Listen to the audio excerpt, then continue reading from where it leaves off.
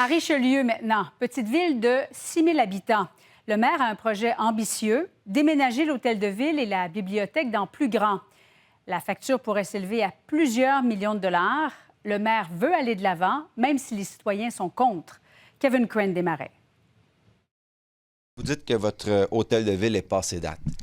Est passé date. Le maire de Richelieu veut du neuf d'ici 2 ans. À la veille des élections, il lance un projet qui fait jaser dans sa municipalité de près de 6 000 citoyens. L'accessibilité pour les personnes à mobilité réduite n'est pas là. C'est inacceptable. Il faut trouver des solutions. Mais là, on arrive justement dans votre salle de conseil. Et les gens, ils veulent aller aux toilettes, ils viennent, ils passent en arrière. L'immeuble visé se trouve de l'autre côté de la rue, un bâtiment de 5 000 pieds carrés actuellement occupé par la Caisse des Jardins. Le maire souhaite y regrouper l'hôtel de ville et la bibliothèque. Au total, ça va coûter combien?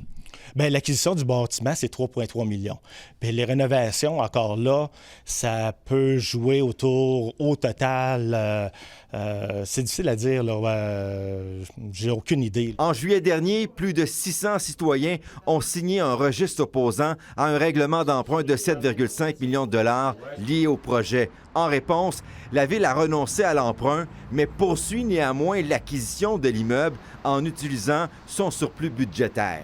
Il ne faut pas oublier, là, il y a une partie qui est subventionnée à 60 %. Ça, c'est confirmé? Bien, ça, c'est confirmé. On travaille fort, OK? Sans confirmation de Québec, il va de l'avant et refuse de dévoiler son cadre financier en prétextant une entente de confidentialité avec Desjardins. La place plus importante, je pense, à mettre l'argent. C'est vrai. C'est cher. Avez-vous l'impression d'être écouté en tant que résident? Non, vraiment pas. Jacques Ladouceur, ancien maire de Richelieu, s'était retiré de la vie politique en 2021 pour profiter de sa retraite. On pense avoir une subvention, mais il y a zéro garantie d'avoir cette subvention-là. On voit le gouvernement comment ils vont présentement. Il y a des aménagements à faire, là. Vous avez des travaux à faire, ça va coûter combien? Après ça, on nous dit qu'il n'y aura pas de hausse de taxes majeure sur votre compte de taxes. 16 ans d'expérience, je peux vous dire que j'en doute fort bien.